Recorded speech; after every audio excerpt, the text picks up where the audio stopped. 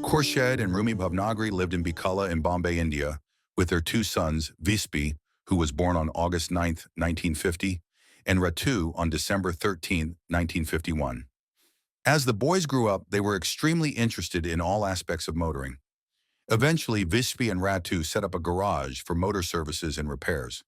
They also participated in several motor rallies.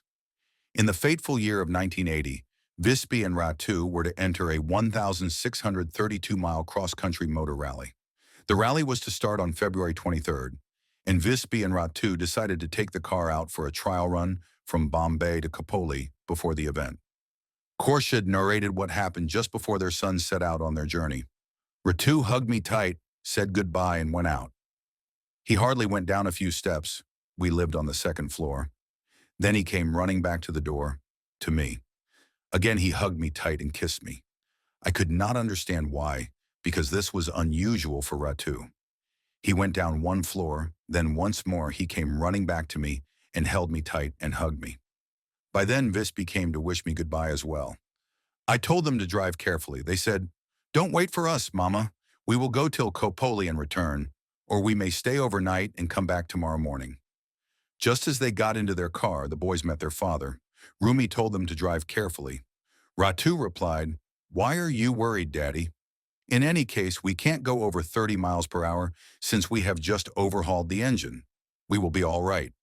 So at 8:30 that night, Vispi and Ratu set out in high spirits along with two mechanics and a friend. When they did not return by 8 o'clock the next morning, Khorshed and Rumi began to worry. At 8:30 a.m., a mechanic from the boys' garage came over saying that there had been an accident somewhere near Khopoli and that both Vispi and Ratu were in hospital. Rumi rounded up a few friends and sped towards the accident site at Khopoli. There they found Vispi and Ratu's car smashed into a tree. Nobody was around, but they learned that the boys had been rushed to the hospital a few minutes away. When Rumi got to the hospital, he was told that both Vispi and Ratu had been killed on the spot, but the other occupants of the car had escaped with minor injuries. Rumi asked the mechanics what had caused the accident. All they said was, "We were asleep 1 minute, and the next minute there was a crash." Everything felt unreal to Rumi. He was fortunate to have his friends and neighbors with him to help with the formalities in the hospital. With a heavy heart, he returned home and wondered how to break this tragic news to his wife. As Rumi painfully climbed the stairs to his apartment, Khorshed kept asking him from the landing, "Why have you taken so long? Where are Vispi and Ratu? Why can't you move faster?" When Khorshed heard the news, she broke down. She felt she had nothing to live for. Khorshed's faith in God was shaken. "I had been very religious," she said. "Now, for the first time, I began to question whether there was a God. If there was a God, then why should he do this terrible thing to me, snatch my sons away when I have never harmed a hair on anyone's head? I was ready to give up God, religion, and life." Then something wonderful happened. On the 29th day after the funeral, a neighbor named Mrs. Dastur told Khorshed and Rumi an amazing story.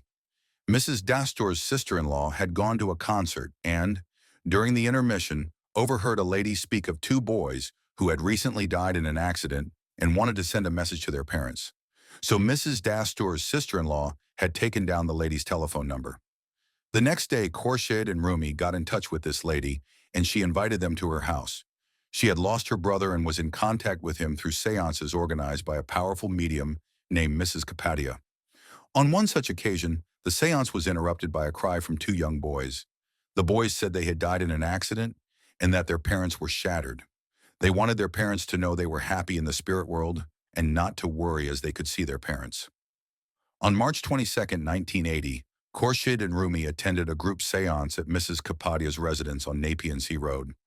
Mrs. Kapadia, the medium, sat in the center, and the others were seated around her. She moved from one person to another to assist them in their communication with their dear ones who had died. When Mrs. Kapadia came to the Bhavnagris, the first words uttered by her were, "Hello, Mummy, Fatso." That was what Vispi had always called his mother. The fact that a stranger knew such an intimate detail was what gave Khorshed and Rumi proof that it was their sons, and this restored their faith in God. Vispi and Ratu then told their parents that they wanted to talk to them alone. So Mrs. Kapadia gave them the name of another medium, an elderly lady called Mrs. Rishi. A few days later, the Bhavnagris spoke to their sons through Mrs. Rishi. They said, "Mom and Dad, this is Vispi and Ratu. Yes, we died and reached the spirit world within minutes of our death. It is God's will, and God knows what is best for each one of us. God is good. You must not cry for us or miss us. We are much happier here. We can see you all the time and are looking after you.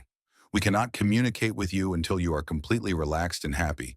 You have to develop powers of concentration." They also told her that she had to stay on Earth to do her spiritual mission, which was to help people and spread spiritual awareness.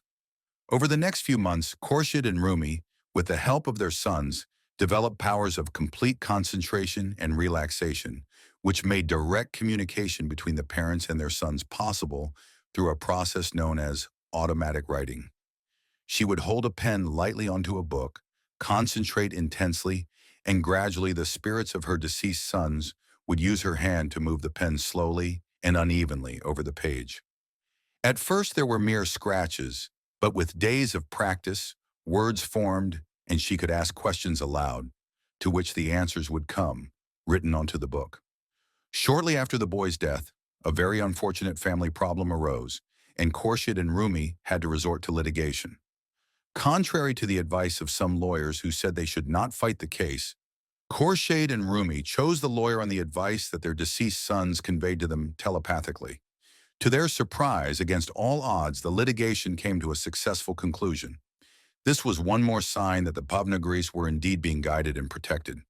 After some time, Vispi and Ratu conveyed to their parents a desire to dictate, by the same process of automatic writing and then telepathically, a book containing the laws of the spirit world for which they had obtained special permission from higher souls. They thought it would be of considerable benefit to human beings on Earth to know the true laws of God and the spirit world, which, if followed, would help them advance spiritually. It was the desire of Vispi and Ratu that the book be dictated, published, and distributed widely. However, Vispi and Ratu were very clear that their teachings and beliefs were not to be forced on anyone. As friends and even strangers heard of Khorshed's communication with her sons, they came pouring in at the Bhavnagri residence. Khorshed and Rumi slowly realized that by reducing the pain of others through selfless service, their own pain was being considerably reduced. This was how they found solace after the death of their sons. They provided guidance and comfort to both young and old. By sharing their story, they prevented people who had suffered a similar loss from being consumed by sadness. They counseled people regarding problems ranging from addictions to physical abuse. But eventually they nourished those souls who had a true thirst for spiritual knowledge and a desire to improve spiritually. People pose questions, both spiritual and personal. Many of those questions have been reproduced in part 2 of this book. As there is no religion in the spirit world, questions and answers that relate purely to any particular religion have been excluded. Rumi and Khorshed Bhavnagri passed away in 1996 and 2007 respectively, and are happily reunited with their sons in the spirit world.